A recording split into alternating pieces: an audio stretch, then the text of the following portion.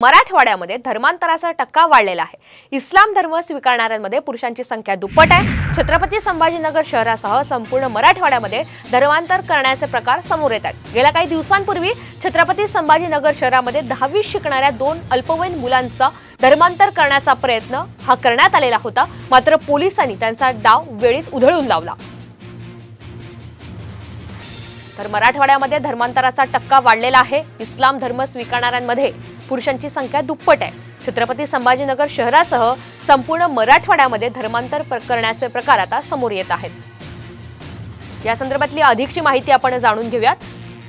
2022 मध्ये मराठवाड्यात 48 जणांचं धर्मांतर झालं। 2023 मध्ये 59 जणांचं धर्मांतर झाल्याची आकडेवारी आहे।